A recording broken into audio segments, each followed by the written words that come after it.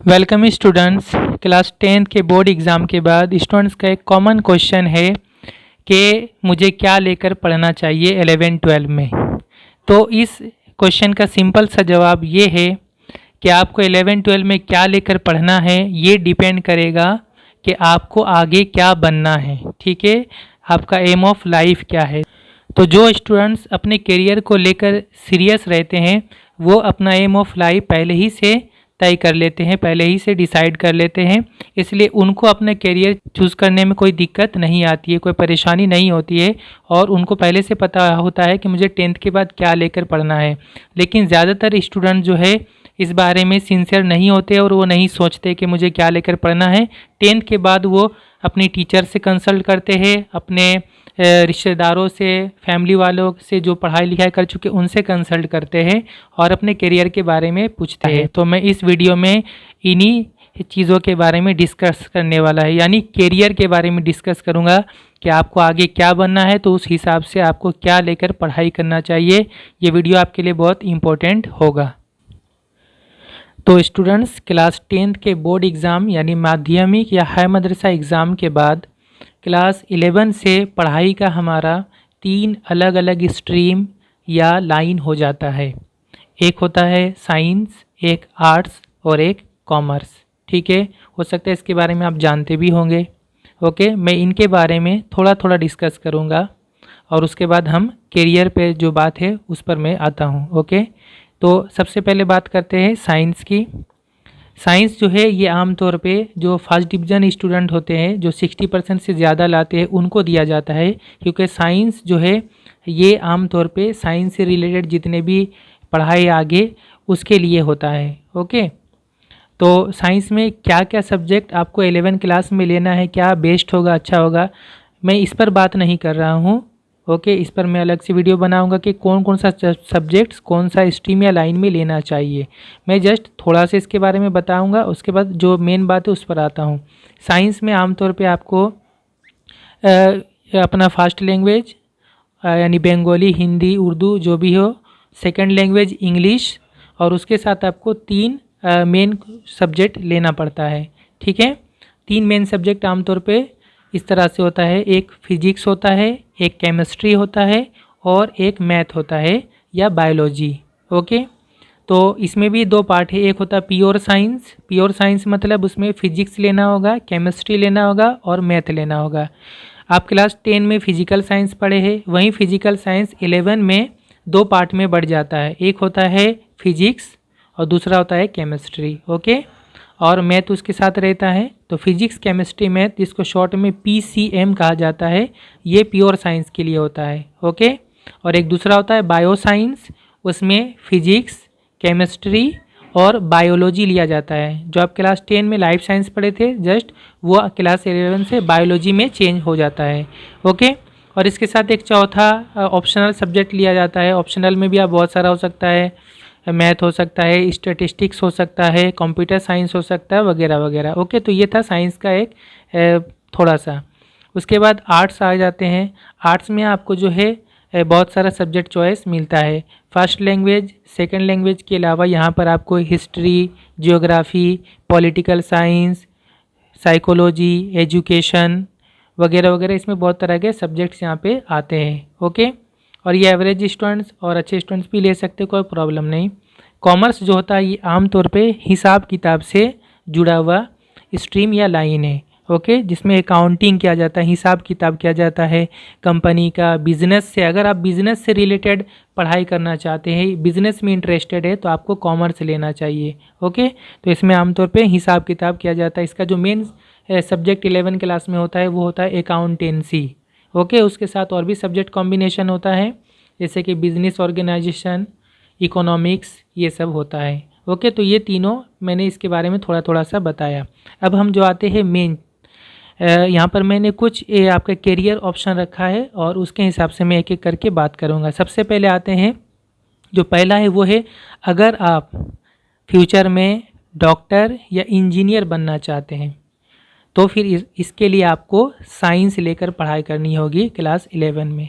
Okay, doctor या engineer बनना चाहते हैं तो आपको साइंस लेकर पढ़ाई करनी होगी। और 11-12 में जब आप साइंस लेके पढ़ाई करेंगे, जब 12 यानी HS हायर सेकेंडरी एग्ज़ाम जब आप पास कर जाएंगे तो फिर डॉक्टर के लिए जो है आप जो एग्ज़ाम देंगे 12 के बाद उसको कहा जाता है नीट एग्ज़ाम। ठीक है, नीट NEET। नीट एग्ज़ाम जो है ये डॉक्टर के लिए यानी MBBS जो होता है डॉक्टर का कोर्स, उसके लिए नीट एग्ज़ाम दिया जाता है। ये 12 पास करने के बाद आप दे सकते हैं। ओके, और अगर इंजीनियर अगर आप बनना चाहते हैं, इंजीनियर भी बहुत तरह टाइप के इंजीनियर है, डॉक्टर भी इसी तरह बहुत टाइप के, तो इंजीनियर अगर आप बनना चाहते हैं तो 12 के बाद जो है आपको जो एग्ज़ाम देना है वो इंडिया लेवल का एग्ज़ाम में है, जैसे जी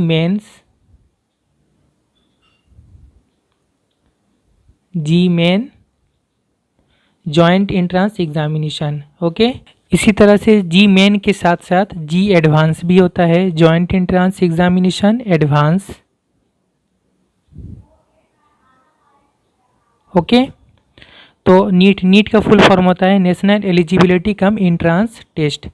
जी मेन और जी एडवांस, जी मेन देकर आप इंडिया के बहुत सारे टॉप इंजीनियरिंग कॉलेजेस जैसे कि NITs national institute of technologies इसमें जा सकते हैं। जी एडवांस देकर आप इंडिया के सबसे टॉप मोस्ट इंजीनियरिंग कॉलेज जो IITs होते हैं उसमें आप जा सकते हो। ओके, इसके अलावा जैसे आप वेस्ट बंगाल में भी अगर आप वेस्ट बंगाल के इंजीनियरिंग कॉलेज में अगर आप जाना चाहते हैं तो उसके लिए भी हमारे वेस्ट बंगाल में WBG का एग्ज़ाम होता है, West Bengal joint entrance exam. ठीक है, इस एग्ज़ाम को पास करके आप वेस्ट बंगाल के अंदर ही कई इंजीनियरिंग कॉलेजेस में आप एडमिशन ले सकते हैं। ओके स्टूडेंट्स, इंजीनियरिंग से रिलेटेड मैं आपको एक और बात बता दूं कि अगर आप क्लास 10 के बाद अगर आप इंजीनियरिंग करना चाहते हैं तो ये ऑप्शन भी आपके लिए है।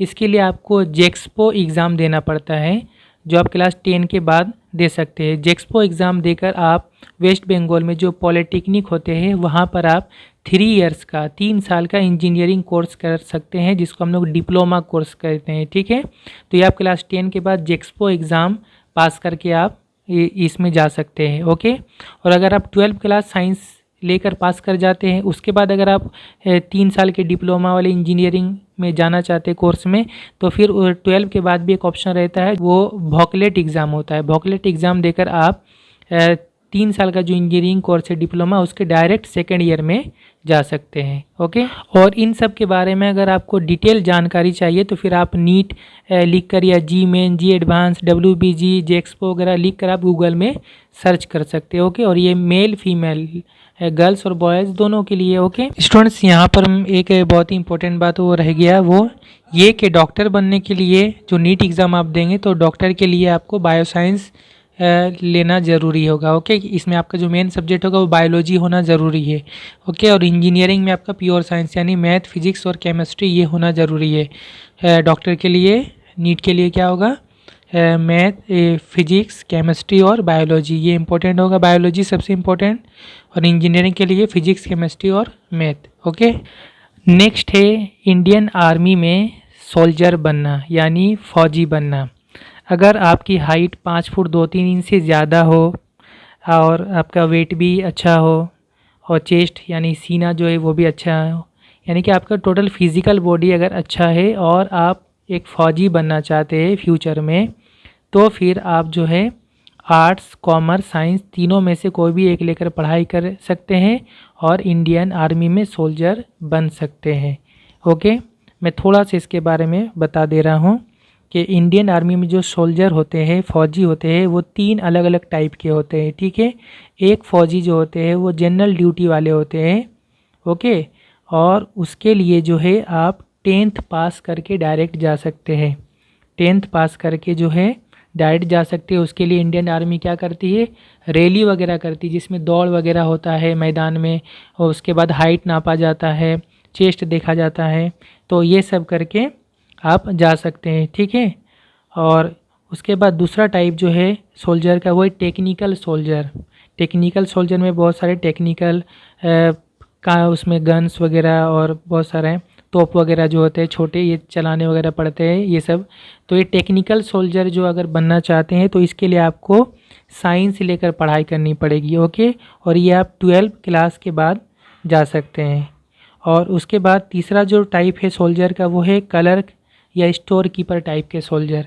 तो इसके लिए आप आर्ट्स, कॉमर्स, साइंस तीनों में से कोई भी एक लेकर पढ़ाई कर सकते हैं। 12 के बाद आप क्लास 12 के बाद यानी HS के बाद आप इसको ज्वाइन कर सकते हैं। और यहाँ पर मैं बता दूँ, जो मैंने दूसरा तीसरा टाइप का जो सोल्जर बताया, इसके लिए इंडियन आर्मी अपने भी एग्ज़ाम करवाती है, जिसको हम कहते हैं कॉमन एंट्रेंस टेस्ट। और एक दूसरा तरीका होता है इसमें जाने का, जिसको हम लोग कहते हैं NDA exam, national defence academy. ठीक है, तो इसके लिए एक एग्ज़ाम होता है 12 के बाद, NDA एग्ज़ाम। ओके, ये एग्ज़ाम देकर भी आप जा सकते हैं 12 के बाद। और दूसरा जो है कि 10th के बाद अगर आप जा सकते हैं तो आप डायरेक्ट रैली वगैरह में करवा सकते हैं। इसमें अगर और आपको जानकारी लेना है तो फिर आप इंडियन आर्मी के वेबसाइट में गूगल में सर्च करके और भी इंफॉर्मेशन ले सकते हैं। ज्वाइन इंडियन आर्मी कह के आप सर्च कीजिएगा। ओके, और साथ ही साथ इंडियन आर्मी में बॉयज़ भी जा सकते हैं, गर्ल्स भी जा सकते हैं। नेक्स्ट आते हैं सेंट्रल आर्म्ड पुलिस फोर्सेस, जिसे CAPF कहा जाता है। ठीक है, इसमें कई टाइप के पुलिस फोर्स आते हैं और ये सभी सेंट्रल गवर्नमेंट के होते हैं, जैसे कि BSF है, यानी बॉर्डर सिक्योरिटी फोर्स, यानी जो पुलिस या जो भी आप देखते हैं वो बॉर्डर में जो फोर्स होते हैं, पुलिस होते हैं, वो CRPF है, सेंट्रल रिजर्व प्रोटेक्शन फोर्स। ये फोर्स जो है आप आमतौर पे देखते होंगे वोट के ड्यूटी में, जब वोट होता है आप कई पुलिस को देखते होंगे कि वो घूमते हैं, तो वो CRPF होते हैं। इसी तरह CISF होते हैं, सेंट्रल इंडस्ट्रियल सिक्योरिटी फोर्स। कई ऐसे फोर्स को आप देखते होंगे जो एयरपोर्ट में रहते हैं, मेट्रोज़ में रहते हैं और वहाँ पर ड्यूटी करते हैं। इस तरह के ETC वगैरह वगैरह, इस तरह के जितने भी फोर्स हैं और भी टाइप के, टोटल 7 टाइप्स के इस तरह फोर्स होते हैं, ये सभी CAPF कहलाते हैं। ठीक है, तो आप इंडियन आर्मी में सोल्जर के अलावा अगर आप दूसरे टाइप के अगर आप पुलिस में जाना चाहते हैं, पुलिस फोर्स में जाना चाहते हैं, तो फिर इसमें 2 टाइप होते हैं खासकर। एक होता है GD कांस्टेबल, यानी जिसे आमतौर पर लोअर कैटेगरी के हम फोर्स समझते हैं, जनरल ड्यूटी वाले कांस्टेबल या हवलदार टाइप समझ ले, या फिर असिस्टेंट कमांडेंट, जिसे AC कहते हैं। ये ऑफिसर रैंक होते हैं, हाई रैंक वाले ऑफिसर होते हैं। ये सभी ये दोनों के अंडर में आते हैं।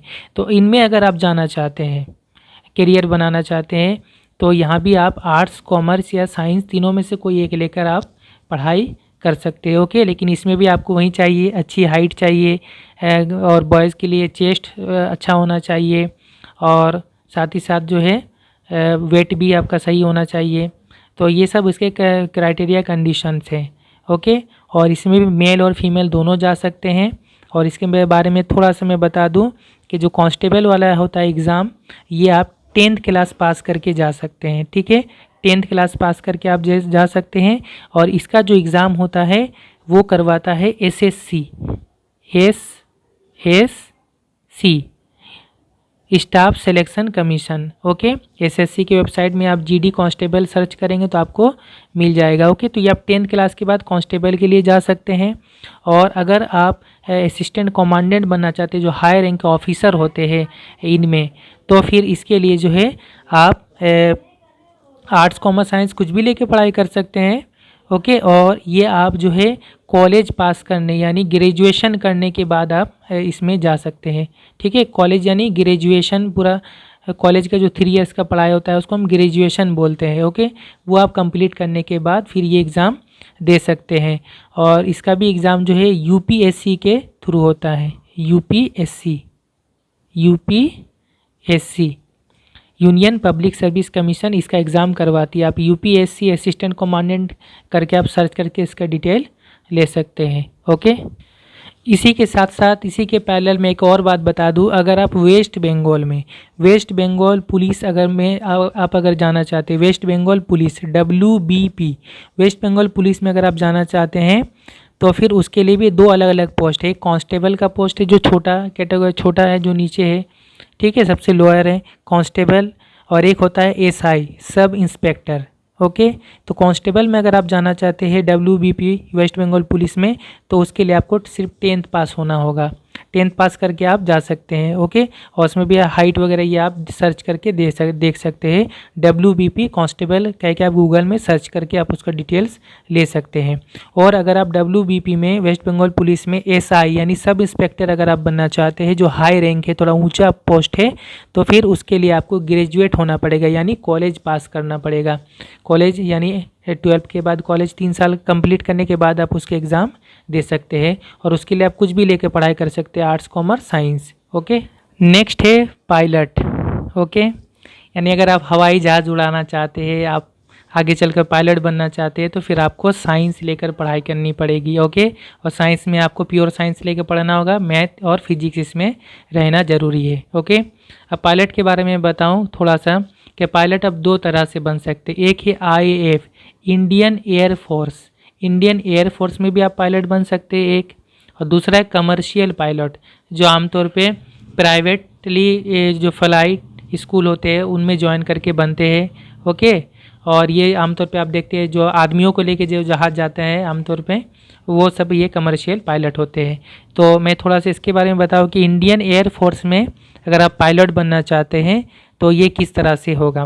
आप ये जो है पायलट बनने का, ये आप 12th के बाद बन सकते हैं। ठीक है, 12th के बाद आपको 11 12 साइंस लेके पढ़ना है, और उसके बाद 12th के बाद एक एग्ज़ाम होता है जो मैंने यहाँ बताया था, NDA exam. NDA national defence academy. National defence academy का जो एग्ज़ाम होता है ये UPSC करवाती है, और इस एग्ज़ाम को पास करने के बाद आप इंडियन एयर फोर्स में आप पायलट के इसमें जो है ज्वाइन कर सकते हैं। यानी वो ट्रेनिंग सेशन 3 साल का ट्रेनिंग होता है, वो आप ज्वाइन कर सकते हैं। उसके बाद फिर आगे का प्रोसेस है। ओके, और अगर आप 12th के बाद NDA एग्ज़ाम देकर नहीं, बल्कि अगर आप आगे कॉलेज 3 साल कॉलेज कंप्लीट करके ग्रेजुएट होने के बाद अगर आप जाना चाहते हैं, तो फिर वो भी आपके लिए ऑप्शन है। तो उसके लिए जो आपको एग्ज़ाम देना पड़ेगा वो एग्ज़ाम होता है CDAC। उसमें भी अलग अलग 3 अलग अलग टाइप हैं, अलग अलग एग्ज़ाम देकर आप जा सकते हैं। एक होता है CDAC एग्ज़ाम। CDAC मतलब combined defence service exam. Okay, इसके साथ साथ एक और होता है, इसको हम लोग बोलते हैं AFCAT, air force common admission test, और उसके साथ NCC स्पेशल एंट्री भी होता है। ओके, तो ये जो भी एग्ज़ाम है ये आप यानी कॉलेज पास करने के बाद ये एग्ज़ाम देकर आप जा सकते हैं। इसमें मैं थोड़ा क्लियर कर दूं, CDAC जो है ये भी UPSC करवाती है, यूनियन पब्लिक सर्विस कमीशन, और AFCAT और NCC स्पेशल एंट्री ये इंडियन एयर फोर्स करवाती है। ओके, और इसमें ये भी बता दूं जो NDA जो एग्ज़ाम है जो 12th के बाद है पायलट के लिए, तो ये सिर्फ बॉयज़ के लिए है। ओके, CDAC ये भी सिर्फ बॉयज़ के लिए होता है। AFCAT इसमें बॉयज़ और गर्ल्स दोनों इसमें करके जा सकते हैं पायलट में। ओके, तो अगर कोई गर्ल है अगर वो पायलट बनना चाहती है तो फिर उसको ग्रेजुएशन के बाद यानी कॉलेज के बाद AFCAT एग्ज़ाम वो दे सकती है। ओके, और ये भी याद रखें कि आपको साइंस ही लेकर पढ़ना पड़ेगा 11 12 में, उसी में फिर आगे ग्रेजुएशन करने के बाद आप जा सकते हैं। NCC में है कि जैसे कि senior division C certificate holder होता है, और फ्लाइंग में तो फिर वो लोग का कुछ स्पेशल एंट्री होता है। ये सभी आप अगर आप IAF यानी इंडियन एयर फोर्स के अगर वेबसाइट में गूगल में सर्च करेंगे तो ये सभी डिटेल्स आपको मिल जाएगी। ओके, साथ में ये भी बता दूं स्टूडेंट्स के IAF यानी इंडियन फोर्स में पायलट 3 अलग अलग कैटेगरी के होते हैं। एक होता है फाइटर प्लेन उड़ाने वाले पायलट, एक होते हैं हेलीकॉप्टर फाइटर हेलीकॉप्टर उड़ाने वाले पायलट, एक होते हैं ट्रांसपोर्टर पायलट यानी कि जो सामान ले जाने वाले जो प्लेन होते हैं उनको उड़ाने वाले। ठीक, उसमें टैंक वगैरह और भी बहुत सारे सामान जाते हैं। ओके, दूसरा है कमर्शियल टाइप के पायलट जो आप प्राइवेट से कर सकते हैं। ओके, 12 आप साइंस पास करने के बाद आपको कोई फ़्लाइट ट्रेनिंग स्कूल ज्वाइन करना पड़ता है। वो स्कूल मैं कह रहा हूँ, लेकिन वो कोई बड़ा सा ये होगा 12 के बाद ही आपको ज्वाइन करना पड़ेगा। इसमें बहुत काफ़ी खर्चा आता है, 40-80 लाख रुपया तक का खर्च हो सकता है। ओके, ये सबके बस की बात नहीं है, लेकिन जिनको ख्वाहिश है वो जा सकते हैं, जिनको ये है जाने का मन होता है वो जा सकते हैं उसमें। और उसमें भी आपको साइंस ही लेकर पढ़ना होता है, और उसमें आपको सबसे पहले 1-2 लाइसेंस चाहिए होता है, SPL स्टूडेंट पायलट लाइसेंस, उसके बाद CPL कमर्शियल पायलट लाइसेंस, ये सब आपको पाना होता है। उसके बाद फिर आप कमर्शियल पायलट बन सकते हैं। आमतौर पे देखते हैं जो आप एयरपोर्ट होते हैं उसमें जो जहाज़ होते हैं वो जो पायलट लोग उड़ाते हैं वो आमतौर पे कमर्शियल पायलट होते हैं। ओके, नेक्स्ट है इंडियन नेवी। ठीक है, यानी जल सेना, यानी इंडिया की वो फौज जो पानी में जो फाइटर शिप्स होते हैं, पानी के जो जहाज़ होते हैं जो फाइटर लड़ाई के लिए यूज़ होते हैं उनमें रहती है। ओके, तो अगर आप इंडियन नेवी में अगर अपना कोई कैरियर चाहते हैं तो उसमें दो अलग अलग तरह के पोस्ट होते हैं, दो अलग अलग तरह के। एक है ऑफिसर और दूसरा होता है सेलर। ठीक है, ऑफिसर ये हाई पोस्ट है, ज़्यादा ऊंचा पोस्ट होता है। तो अगर आप इंडियन नेवी में ऑफिसर बनना चाहते हैं तो फिर आपको साइंस लेकर पढ़ाई करना पड़ेगा और प्योर साइंस यानी मैथ और फिजिक्स इसमें रहना ज़रूरी है। ओके, और ऑफिसर के लिए भी जो है आपको 12 के बाद आपको जिस तरह से पायलट के लिए इंडियन एयरफोर्स में एनडीए का एग्ज़ाम देना पड़ा था उसी तरह से यहाँ भी एनडीए का एग्ज़ाम देना पड़ेगा। ओके, एनडीए का एग्ज़ाम में पास करने के बाद आपको फिर वहाँ से भेजा जाता है कि या तो आप इसमें जाएंगे इंडियन एयरफोर्स में या इंडियन नेवी में, किसी में भी आपको भेजा जाता है। ओके, उस हिसाब से। और इसके साथ साथ इसमें 12 में आपके अच्छे मार्क्स भी होने चाहिए साइंस में। ओके, और साथ में इंग्लिश में भी 50% इस तरह का होना चाहिए। आप डिटेल्स देख सकते हैं। ओके, इसमें भी कई ब्रांच होते हैं ऑफिसर में, अलग अलग। एक एग्जीक्यूटिव ब्रांच होता है जिसमें कमांडर होते हैं। ओके, इंजीनियरिंग ब्रांच होते हैं, उसमें से आपको भेजा जाता है इंजीनियरिंग करने के लिए, जिसमें आमतौर पर बीटेक आप करते हैं। मैरीन यानी मेरीन इंजीनियरिंग, जिसमें समुद्री जो ये होते हैं शिप्स होते हैं उसी का इंजीनियरिंग जो होता है उस तरह का कोर्स करवाया जाता है। इलेक्ट्रिकल ब्रांच होता है, कंप्यूटर इलेक्ट्रिक वगैरह इसमें। एजुकेशन ब्रांच होते हैं जो ट्रेनिंग करते हैं हमारे नेवी के ऑफिसर्स को वगैरह वगैरह इसमें है। और अगर आप इसमें एनडीए के अलावा अगर आप ग्रेजुएशन करके जाना चाहते हैं तो फिर उसी तरह जैसे सीडीएसई का एग्ज़ाम था, यहाँ भी आप सीडीएसई का एग्ज़ाम देकर एंट्री कर सकते हैं। ओके, और यहाँ पे मेल फीमेल यानी बॉयज़ और गर्ल्स दोनों सीडीएसई के एग्ज़ाम देकर आगे जा सकते हैं। ओके, तो ये इसका था। इसके बाद इंडियन नेवी का ये सेकेंड पार्ट है जो इंडियन नेवी में सेलर का पोस्ट होता है। सेलर का आमतौर पे जो काम होता है वो होता है शिप्स के ऊपर काम होता है कि शिप्स जो है डेली फंक्शनिंग जो होता है शिप्स का, यानी जो जहाज़ होता है सही से काम कर रहा है नहीं कर रहा है, ये काम सेलर के अंडर में आता है। ठीक है, कि सही से काम करे जहाज़ का टोटल फंक्शनिंग, वो सब देखना होता है सेलर का। तो सेलर में भी अलग अलग टाइप के पोस्ट होते हैं। ओके, कुछ पोस्ट ऐसे हैं जिनके लिए आपको साइंस लेकर पढ़ाई करना होता है, कुछ पोस्ट ऐसा है जिसमें आप 10th पास करके भी जा सकते हैं। ओके, साइंस से लेकर जो पोस्ट होता है जिसमें से है आपका SSR senior secondary recruitment. Okay, ये बहुत सारा ऊपर में शिप्स के ऊपर में जो काम होते हैं एयरक्राफ्ट वगैरह का ये सब काम करना पड़ता है। उसके बाद आर्टिफिशियल अप्रेंटिस ए होता है, उसमें management of man, technical operation, बहुत सारा मशीन वगैरह होते हैं उसमें बहुत सारे, वो सब को देखना पड़ता है, चला सही से इक्विपमेंट काम कर रहे हैं नहीं कर रहे, तो ये सब देखना होता है। तो ये भी पोस्ट, इसके लिए भी साइंस चाहिए होता है और 12 पास करने के बाद आप उसमें जा सकते हो। ओके, और उसमें मेल ही जा सकता है। और कुछ ऐसे पोस्ट होते हैं सिंपल जिसमें आप 10th पास करके जा सकते हैं, जैसे MR हम कहते हैं मैट्रिक रिक्रूटमेंट। जैसे कि पानी के जहाज में तो खाना बनाने वाला भी चाहिए, कुक्स चाहिए, स्टीवार्ड चाहिए खाना सामने देने वाला। तो ये सब पोस्ट, कुछ ऐसे सफाई कर्मचारी होते हैं जो सफाई का काम वगैरह, तो ये सब के लिए 10th पास होने से भी चलता है। ओके, अगर ऐसा में अगर जाना चाहता है कोई, इंडियन नेवी जाने का बहुत शौक है, 10th पास करके इसमें इस तरह से भी जा सकते हो। ओके, इसका जो भी एडवर्टाइजमेंट वगैरह जो है एग्ज़ाम वगैरह ये सब आप इंडियन नेवी में सर्च करेंगे, उसके अंदर में आप ये तमाम डिटेल्स देख सकते हैं। नेक्स्ट है इंडियन एयरफोर्स में नॉन टेक्निकल पोस्ट।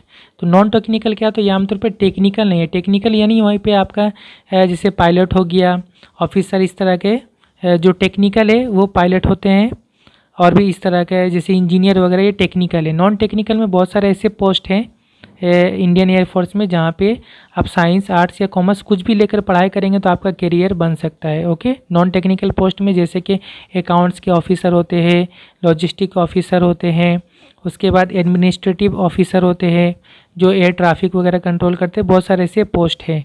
ओके, तो इसके लिए आप आर्ट्स, कॉमर्स, साइंस कुछ भी लेके पढ़ाई कर सकते हैं, और ये सभी जो है आप ये आप कॉलेज कंप्लीट करने के बाद यानी ग्रेजुएशन कंप्लीट करने के बाद AFCAT एग्ज़ाम देकर जा सकते हैं, जो मैंने पहले बताया, air force common admission test. Okay, जैसे कि आप ओनली सिर्फ ग्रेजुएट है से, और याद रखना एक चीज़ के ये सभी के लिए आपका कम से कम जो है 60% यानी फर्स्ट क्लास होना चाहिए आपका कॉलेज में। ओके, तभी आप इसका एग्ज़ाम वगैरह AFCT से देकर जा सकते हैं। जैसे कि एडमिनिस्ट्रेटिव ऑफिसर होते हैं जो एयर ट्रैफिक कंट्रोल करते हैं, जहाज़ का हवा में कितना जहाज़ आ रहे रास्ता वगैरह ठीक करना, फाइटर कंट्रोलर यानी जहाज़ों को कंट्रोल करना बैठकर, ये सभी ग्राउंड ड्यूटी होता है। ओके, यानी ज़मीन में ही सब ये ड्यूटी करना पड़ता है। ओके, इसी तरह इंडियन एयरफोर्स में तो हिसाब किताब भी तो रखना पड़ेगा, तो उसके लिए भी अकाउंट्स के ऑफिसर चाहिए, उसके लिए बीकॉम चाहिए यानी एक कॉमर्स की स्टूडेंट चाहिए। ठीक है, कॉमर्स की स्टूडेंट जब कॉलेज में पढ़ाई करते हैं तो वो बीकॉम लेकर पढ़ते हैं, बैचलर ऑफ कॉमर्स। वो करने के बाद फिर उसमें आप जा सकते हैं। इसी तरह और भी एजुकेशनल ऑफिसर वगैरह है, और भी इस तरह है जो आप कॉलेज के बाद आगे फर्दर पढ़ाई करके इसमें ज्वाइन कर सकते हैं। यानी कि अगर मान लीजिए आप साइंस आर्ट्स कॉमर्स, साइंस छोड़कर अगर आप आर्ट्स कॉमर्स लेकर पढ़ाई करते हैं और अगर आप इंडियन एयरफोर्स में आपको जाने का बहुत ज़्यादा मन है, आपका शौक़ है, तो फिर आप इस तरह से जा सकते हैं। और इसमें भी ये मैं बता दूं, इसमें मेल हो या फीमेल कोई भी जा सकता है, बॉयज़ हो या गर्ल्स। नेक्स्ट है स्टूडेंट्स हाई रैंक्ड ऑफिसर्स। अगर आप बहुत हाई रैंक वाले, बहुत टॉप वाले ऑफिसर बनना चाहते हैं ज़िंदगी में, जैसे कि क्या क्या, IAS इंडियन एडमिनिस्ट्रेटिव सर्विस, ये सबसे इंडिया का सबसे टॉप पोस्ट होता है, सबसे ऊंचा पोस्ट होता है IAS। ठीक है, और इंडियन एडमिनिस्ट्रेटिव सर्विस जिसको शॉर्ट में हम लोग सिविल सर्विस भी कहते हैं। तो इंडियन एडमिनिस्ट्रेटिव सर्विस वाले आमतौर पे आप देखे होंगे कि एक डिस्ट्रिक्ट या एक ज़िला का एक सबसे बड़ा जो पोस्ट होता है वो क्या होता है, DM होता है, डिस्ट्रिक्ट मजिस्ट्रेट। तो आमतौर पे IAS जो होती है ये डिस्ट्रिक्ट मजिस्ट्रेट बनाए जाते हैं। इसके अलावा IAS में और भी बहुत तरह के पोस्ट होते हैं। ओके, इसी तरह IPS Indian police service. Okay, ये जो पुलिस के सबसे टॉप पोस्ट होता है, सबसे ऊंचा पोस्ट होता है वो IPS का होता है। ओके, और ये IPS वाले ही जो है ये CAPF में जितने तरह के फोर्स होते हैं ना, इनको संभालते हैं, इनको हेड करते, लीड करते हैं, तो ये होता है पोस्ट। इसी तरह से और भी अलग अलग तरह का टाइप का पोस्ट होता है, जैसे कि आपका IFS होता है, इंडियन फॉरेन सर्विस होता है, उसके बाद IRS होता है, इंडियन रेवेन्यू सर्विस होता है, जैसे इनकम टैक्स वाले होते हैं, इस तरह के। इसी तरह हमारे वेस्ट बंगाल में जो है सबसे टॉप पोस्ट में होता है, जैसे कि WBCS एग्ज़ाम देकर जो ऑफिसर बनते हैं, तो वेस्ट बंगाल सिविल सर्विस। तो इस तरह के ऑफिसर जो होते हैं सबसे टॉप। तो ये सब अगर आपको बनने का है ज़िंदगी में, तो फिर आप आर्ट्स कॉमर्स साइंस तीनों में से कुछ भी लेके पढ़ाई कर सकते हैं। लेकिन एक बात याद रखें, ये सभी एग्ज़ाम जो है आप कॉलेज कंप्लीट करने के बाद ही दे सकते हैं, ग्रेजुएशन कंप्लीट करने के बाद दे सकते हैं। ओके, और साथ ही साथ इसमें मेल फीमेल यानी बॉयज़ गर्ल्स दोनों ये दे सकते हैं। ओके, नेक्स्ट आते हैं जज या लॉयर। यानी अगर आप ज़िंदगी में जज बनना चाहते हैं, लॉयर बनना चाहते हैं, वकील बनना चाहते हैं, ठीक है, तो अभी आप आर्ट्स कॉमर्स या साइंस कुछ भी लेकर पढ़ाई कर सकते हैं। जज या लॉयर में अगर आप 12वीं क्लास के बाद यानी HS के बाद अगर आप करना चाहते हैं ये कोर्स, तो फिर ये 5 साल का कोर्स होता है। ओके, और अगर आप ग्रेजुएशन यानी कॉलेज के बाद अगर आप ये कोर्स करना चाहते हैं तो ये 3 इयर्स का कोर्स होता है। ओके, 12 के बाद जो ये कोर्स होता है उसको हम लोग कहते हैं BA LLB, BA LLB। Okay, या BSc LLB या BCom LLB। तो अगर आप आर्ट्स के स्टूडेंट्स होंगे तो वो हो जाएगा BA LLB। LLB मतलब होता है बैचलर ऑफ लेजिस्लेटिव लॉ। अगर आप साइंस के स्टूडेंट होंगे तो वो हो जाएगा BSc LLB। अगर आप कॉमर्स के स्टूडेंट होगा तो हो जाएगा BCom LLB। ओके, और इसके लिए जो एंट्रांस एग्ज़ाम होता है, जो टेस्ट देना पड़ता है, उसमें से बहुत सारा एंट्रांस है, जिसमें से एक दो मैं बता दूँ। AILET। ओके, इसका मतलब होता है all India law entrance test. दूसरा एग्ज़ाम होता है जैसे CLAT। CLAT का मतलब हो गया आपका कॉमन लॉ एडमिशन टेस्ट। और एक होता है एक होता है LSAT। इसका मतलब होता है लो स्कूल एडमिशन टेस्ट। तो इस तरह के कई इंट्रांस एग्ज़ाम है जिसको आप दे करके LLB के कोर्स में आप एडमिशन ले सकते हैं और आगे चलकर अपना लॉयर यानी वकील या जज में करियर बना सकते हैं। ओके, नेक्स्ट है स्टूडेंट चार्टर्ड अकाउंटेंट या कंपनी सेक्रेटरी। अगर आप अकाउंटेंट यानी हिसाब किताब में सबसे टॉप अकाउंटेंट बनना चाहते हैं, जिसको हम लोग कहते हैं चार्टर्ड अकाउंटेंट, इसके अंदर में बहुत सारा काम होता है। अकाउंटिंग का काम होता है, टैक्सेशन यानी टैक्स का काम होता है, फिनांस का काम होता है, ऑडिटिंग का काम होता है, हिसाब किताब मिलाने का, फाइनेंस आप जानते होंगे, आप आजकल मोबाइल दुकान में मोबाइल खरीदने जाते होंगे तो फाइनेंस करवाते होंगे, बहुत सारा सामान जो हम इंस्टॉलमेंट में किस्त में पैसा देंगे। ये जितने फाइनेंस कंपनी होते बड़े बड़े, उनमें जो अकाउंटेंट होते हैं चार्टर्ड अकाउंटेंट। ओके, तो इस तरह का जो है ये, या फिर कंपनी सेक्रेटरी, तो ये भी क्या है कंपनी सेक्रेटरी, जैसे कि कोई बड़ी कंपनी है। ओके, तो बड़ी कंपनी कायदे कानून को प्रॉपर तरीके से चला सके, कंप्लाई कर सके, तो इसके लिए हमें कंपनी सेक्रेटरी को अपॉइंट करना पड़ता है। कंपनी सेक्रेटरी पूरा प्रोसेस बताता है कि किस तरह से कंपनी लॉ रूल के हिसाब से, बिजनेस के रूल के हिसाब से चलेगी तो सही रहेगी। ठीक है, तो इसलिए कंपनी सेक्रेटरी होते हैं। जैसे कंपनी के बॉस जो होते हैं, मैं जो उस कंपनी के मालिक होते हैं, तो वो कंपनी सेक्रेटरी रखते हैं। ओके, ये हाई पोस्ट है ये सब। तो इसके लिए अगर आप इनका फ्यूचर बनाना चाहते हैं अपना, तो आपको कॉमर्स लेके पढ़ाई करनी पड़ेगी। ओके, थोड़ा सा मैं बता दूं, चार्टर्ड अकाउंटेंट या आप 12 के बाद कर सकते हैं। 12 के बाद जो है इसके लिए जो एग्ज़ाम दिया जाता है वो CPT एग्ज़ाम होता है, CPT कॉमन प्रोफिशिएंसी टेस्ट, और उसके बाद उसका आगे का फिर लेवल है। ओके, कई उसके स्टेप है, फिर IPC होता है, इंटर्नशिप वगैरह ये सब होता है। इसके लिए आप सर्च करके देखिएगा तो आपको टोटल मिल जाएगा। कंपनी सेक्रेटरी जो होता है ये भी जो है, इसमें भी 3 अलग अलग टाइप के होता है, foundation programme, executive internship, professional वगैरह ये होता है।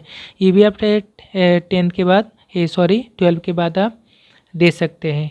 ओके, और इसमें ये भी बता दो, चार्टर्ड अकाउंटेंट, कंपनी सेक्रेटरी जो भी, इसमें मेल फीमेल, बॉयज़ गर्ल्स दोनों दे सकते हैं।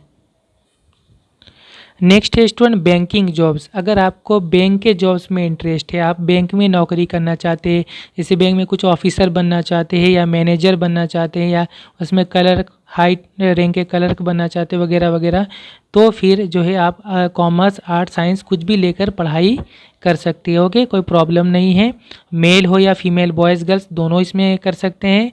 और इसके लिए मैं थोड़ा सा बता दूं, जो बैंकिंग के लिए आगे चलकर जो एग्ज़ाम दिया जाता है उसका नाम है IBPS exam. Okay, IBPS। Okay, IBPS का फुल फॉर्म होता है institute of banking personal selection. तो IBPS जो होती है ये जो है बहुत सारे पब्लिक सेक्टर जो बैंक होते हैं तमाम, उनके लिए, जैसे कि bank of Baroda, Canara bank, Punjab national bank वगैरह वगैरह, इस तरह के जितने भी बैंक होते हैं इनमें जो भी चाहिए होता है ऑफिसर, मैनेजर, क्लर्क, उनके लिए ये अपॉइंटमेंट के एग्ज़ाम करवाती है। ओके, तो IBPS एग्ज़ाम देकर आप इनमें जा सकते हैं। लेकिन यहाँ बताओ कि IBPS एग्ज़ाम ये आप 12 के बाद नहीं दे सकते, ये आप कॉलेज कंप्लीट करने के बाद ही दे सकते हो। ओके, यानी ग्रेजुएशन करने के बाद ही दे सकते हैं। लेकिन आप इनमें से कुछ भी लेके पढ़ाई आगे कर सकते हैं। ओके, इसमें कई टाइप के जॉब्स होते हैं, PO प्रोबेशनरी ऑफिसर होता है, स्पेशल ऑफिसर होते हैं, क्लर्क होते हैं, रीजनल रूरल बैंक RRB में ऑफिसर टाइप के कई पोस्ट होते हैं। ओके, और अगर आपको और भी डिटेल्स चाहिए तो आप IBPS एग्ज़ाम सर्च कर सकते हैं गूगल पे। नेक्स्ट है स्टूडेंट नर्स। अगर आप आगे चलकर करियर में नर्स बनना चाहते हैं, आमतौर पे तो ये गर्ल्स ही नर्स के लिए अप्लाई करती है, तो फिर आप नर्स के लिए साइंस, आर्ट्स, कॉमर्स तीनों में से कुछ भी लेकर पढ़ाई कर सकती है। ओके, लेकिन साइंस ये ज़्यादा प्रेफर मैं करूँगा। ओके, ये मैंने वेस्ट बंगाल के लिए जस्ट बताया है।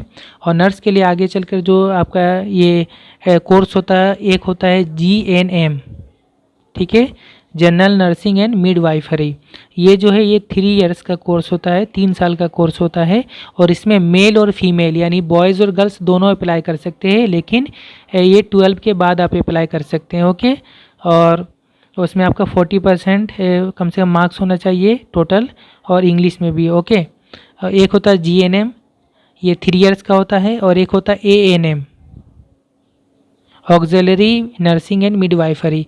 एएनएम जो होता है ये 2 इयर्स का कोर्स होता है, 2 साल का, लेकिन एएनएम में ओनली फीमेल यानी सिर्फ गर्ल्स अप्लाई कर सकती है। ओके, और ये जीएनएम से थोड़ा नीचे का होगा। और इसके साथ साथ जो है आगे चलकर, और ये भी जो है आप उसी तरह सेम एचएस के बाद अप्लाई कर सकते हैं। ओके, एक है इसके बाद जो इससे ज़्यादा अच्छा इंपॉर्टेंट कोर्स होता है वो होता है बीएससी नर्सिंग। बीएससी नर्सिंग में बीएससी, ओके, ये 4 साल का कोर्स होता है और ये आपका ये आप 12 के बाद कर सकते हैं। और इसके लिए जो है आपको बीएससी नर्सिंग है तो यहाँ पे आपको साइंस लेकर पढ़ाई करनी पड़ेगी। ओके, और इसमें अगर आपको और थोड़ा सर्च करना है तो आप थोड़ा नेट में सर्च कर सकते हैं। नेक्स्ट आते हैं हम होटल मैनेजमेंट। अगर आप होटल में जॉब करना चाहते हैं, किस तरह का होटल, 5 स्टार, बड़े बड़े होटल होता है, 5 स्टार, 3 स्टार, 7 स्टार होटल, और उसमें आप जीएम यानी जनरल मैनेजर का पोस्ट में जाना चाहते हैं या शेफ़ के पोस्ट में जाना चाहते हैं, जो बड़े खाना पकाने वाले बड़े बड़े शेफ़ होते हैं, ओके, जिनकी सैलरी भी बहुत ज़्यादा होती है, इस तरह के पोस्ट में यानी होटल से रिलेटेड अगर आपको पोस्ट आपको अच्छा लगता है और इसमें आप करियर बनाना चाहते हैं तो फिर इसके लिए भी आप आर्ट्स, कॉमर्स, साइंस कुछ भी लेकर पढ़ाई कर सकते हैं। ओके, और इसके लिए जो आगे चलकर जो एग्ज़ाम देना होता है वो होता है होटल मैनेजमेंट करना पड़ता है। उसके लिए आप 12 पास करके एग्ज़ाम दे सकते हैं। उसमें से मैं 1-2 बता दे रहा हूँ आपको। एक होता है NCHMCT, ठीक है, इसका मतलब होता है national council for hotel management and catering technology. ये एक एग्ज़ाम है जो आप 12 के बाद दे सकते हैं। और एक दूसरा एग्ज़ाम IIHM, ठीक है, Indian institute of hotel management, और भी एग्ज़ाम है। तो ये 2 मैं बता रहा हूँ, ये 2 एग्ज़ाम आप सर्च करके देखिएगा गूगल पे।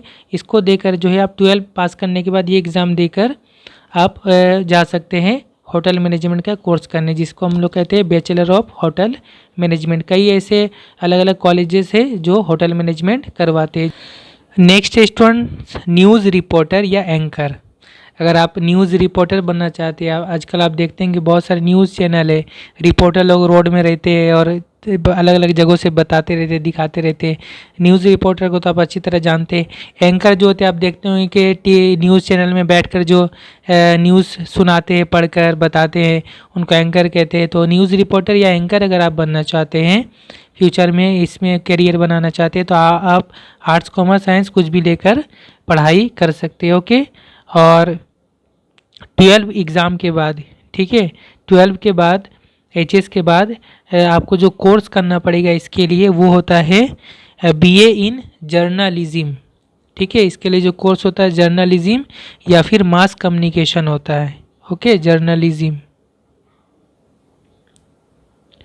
तो बीए इन जर्नलिज्म और मास कम्युनिकेशन ये कोर्स आपको करना पड़ेगा। और इसमें थोड़ा बहुत क्राइटेरिया भी रहते हैं। 12 में 50% चाहिए। इसके लिए बहुत सारा अलग अलग ये होता है कॉलेजेस है जहाँ पर जर्नलिज्म का पढ़ाई होता है। बीए इन जर्नलिज्म वगैरह करके आप जा सकते हो। Okay, next student fashion designer. अगर आप फैशन डिज़ाइनर लेकर अपना करियर बनाना चाहते हैं, इसमें आप अलग अलग फैशन के डिज़ाइन, कपड़े हो या और भी कई चीज़ों का डिज़ाइन वगैरह किया जाता है। तो अगर ये लेकर अगर आप करियर बनाना चाहते हैं तो आर्ट्स, कॉमर्स, साइंस कुछ भी लेकर आप पढ़ाई कर सकते हैं, लेकिन इसमें ज़्यादा इंपॉर्टेंट होता है आर्ट्स और साइंस, ये दोनों लेकर पढ़ाई करेंगे तो ज़्यादा अच्छा होगा। ओके, और इसमें भी अगर आप आगे जाएंगे कोर्स करने तो फिर आप 12 क्लास आप किसी से भी लेकर पढ़ाई करें, 12 के बाद आप इसमें एडमिशन ले सकते हैं। तो इसमें जो 1-2 कोर्स होता है, एक होता है BDE, bachelor of design. Okay, BDE course एक होता है। एक होता है BF टेक यानी bachelor of fashion technology. Okay, तो इसमें जो है कुछ एग्ज़ाम मैं आपको बता दे रहा हूँ, जैसे कि एक होता है NIFT CAT यानी national institute of fashion technology का कॉमन एडमिशन टेस्ट। ये एक एग्ज़ाम है जिसके थ्रू आप इसमें जा सकते हैं, यानी आप 12 के बाद इसमें एडमिशन ले सकते हो। कि एक ये को एग्ज़ाम होता है AIEED। ओके, AIED क्या, all India entrance exam for design. Okay, तो ये सब जो है आप एग्ज़ाम देकर फिर आप बीडी कोर्स यानी बैचलर ऑफ डिज़ाइन कोर्स जो 12 के बाद होता है उसमें आप एडमिशन ले सकते हो और इसमें अपना करियर बना सकते हैं। ओके, फिर आते हैं नेक्स्ट, अगर आप पेंटिंग, ड्राइंग या म्यूज़िक इन चीज़ों में अगर आप इंटरेस्ट रखते हैं और आगे चलकर इसमें अगर करियर बनाना चाहते हैं, म्यूजिशियन, म्यूज़िक डायरेक्टर वगैरह और कंपोज़र वगैरह बनना चाहते हैं, ड्राइंग में अगर आप करियर बनाना चाहते हैं, पेंटिंग वगैरह आपको अभी से शौक है और आगे चल के पेंटिंग आर्टिस्ट बनना चाहते हैं वगैरह, तो आप कुछ भी लेके पढ़ाई कर सकते हैं, आर्ट्स, कॉमर्स, साइंस। ओके, और इसमें जो होता है bachelor in painting and drawing ये कोर्स होता है पेंटिंग के लिए जो 12 के बाद होता है, और म्यूज़िक के लिए बैचलर इन म्यूज़िक, ओके, ये होता है, या bachelor of fine arts, fine arts में ये सब आ जाता है, ये सब कोर्स किया जाता है। तो इसके लिए भी बहुत सारे कॉलेजेस होते हैं, आप 12 के बाद इसमें एडमिशन ले सकते हैं।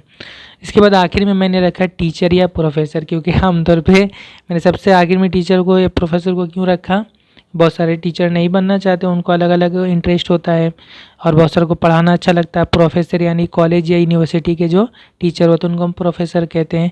टीचर यानी स्कूल टीचर। ओके, तो टीचर आप जिस सब्जेक्ट में बनना चाहते हो वो आपको लेकर पढ़ाई करना। अगर आर्ट्स के टीचर बनना चाहते हो आर्ट्स से लेकर पढ़ाई करें, कॉमर्स के टीचर बनना चाहते हो कॉमर्स लेकर पढ़ाई करें, साइंस के टीचर बनना चाहते हैं तो साइंस लेकर पढ़ाई करें। इसमें जनरल आपको कॉलेज में पढ़ाई करना पड़ता है, इंजीनियरिंग या फिर डॉक्टर के जो कॉलेज होते हैं उस मेडिकल कॉलेज में नहीं। ठीक है, आप जस्ट सिंपली आप 12 पास करेंगे, 12 के बाद आप सिंपल जनरल डिग्री कॉलेज में एडमिशन लेंगे और उस जिस सब्जेक्ट में आपको पढ़ाई करना है उसमें ऑनर्स या फिर पास कोर्स में एडमिशन लिया जाता है। ऑनर्स यानी पर्टिकुलर उस सब्जेक्ट में पढ़ाई करना है, जैसे कि आर्ट्स में अगर आप हिस्ट्री के ऑनर्स लेंगे तो सिर्फ आपको हिस्ट्री ही अच्छा से पढ़ाई करना होगा। साइंस में अगर आप मैथ लेकर पढ़ना चाहते हैं तो सिर्फ मैथ में ऑनर्स यानी मैथ में अच्छे से पढ़ाई करना होगा। इसी तरह कॉमर्स यानी आप अगर बीकॉम करेंगे, बैचलर ऑफ कॉमर्स, कॉमर्स में अच्छे से पढ़ाई करना पड़ेगा। फिर आगे कॉलेज कंप्लीट करने के बाद फिर बीएड यानी बैचलर ऑफ एजुकेशन ये कंप्लीट करना पड़ता है। उसके बाद फिर आप टीचर या प्रोफेसर के एग्ज़ाम वगैरह में बैठकर इसको क्लियर कर सकते हैं। ओके स्टूडेंट्स, एक बात मैं इसमें ऐड करना चाहता हूँ वो लिंकेज, यानी ये सभी जो आप देख रहे हैं इसमें आपस में कनेक्शन भी होता है। फॉर एग्जांपल कोई डॉक्टर बनता है, डॉक्टर बनने के बाद वो हॉस्पिटल में या प्राइवेट हॉस्पिटल में नर्सिंग होम में वहाँ नौकरी नहीं करना चाहता, वो डॉक्टर बनकर उसको इंडियन आर्मी में जाने का शौक़ पैदा हो गया। ओके, तो फिर ऐसा ऑप्शन रहता है, ऐसा नहीं कि इंडियन आर्मी में डॉक्टर की ज़रूरत नहीं होती, वहाँ भी डॉक्टर का अलग अलग पोस्ट है। तो कोई डॉक्टर बनकर अगर इंडियन आर्मी में जाना चाहता है या नेवी में जाना चाहता है या फिर फोर्स में जाना चाहता है तो वहाँ भी डॉक्टर का अलग अलग पोस्ट होता है, तो वहाँ पर वो अप्लाई कर सकता है। इसी तरह इंजीनियर बनकर अगर कोई नेवी में जाना चाहता है तो नेवी में भी तो इंजीनियर की ज़रूरत पड़ती है, वहाँ वो जा सकता है। यानी आपस में ये कनेक्टेड है। ओके, कोई अकाउंटेंट कॉमर्स से लेके पढ़ाई किया, अकाउंट बन गया, वहाँ इंडियन आर्मी में वो भी जा सकता है। तो इस तरह से यानी अपने चॉइस पे जा सकते हैं, ऐसे बहुत सारा अलग अलग पोस्ट होता है। ओके, तो स्टूडेंट्स ये मैंने चंद कैरियर से रिलेटेड कुछ आपको कोर्स वगैरह के बारे में बताया, कुछ अपने कैरियर के अपने आप जो कैरियर चूज़ करना चाहते हैं उसके बारे में बताया। इसके अलावा और भी बहुत सारे अलग अलग ऑप्शन हैं, तो उम्मीद करता हूँ कि इससे आपको बहुत सारा आपको नॉलेज मिला होगा जो आप नहीं जानते थे, और इससे आपको अपना जो कैरियर है चूज़ करने में बहुत मदद मिली होगी। ओके, ये वीडियो आपको अच्छा लगे तो इसको ज़्यादा से ज़्यादा अपने बाकी दोस्तों के साथ शेयर कीजिए। ओके, और मैंने जो ये अभी ये जो देख रहे हैं आप पेज, इसका मैं एक PDF फाइल बना के भी डिस्क्रिप्शन में दे दूँगा, आप उसको डाउनलोड करके भी रख सकते हो। Okay, thank you very much.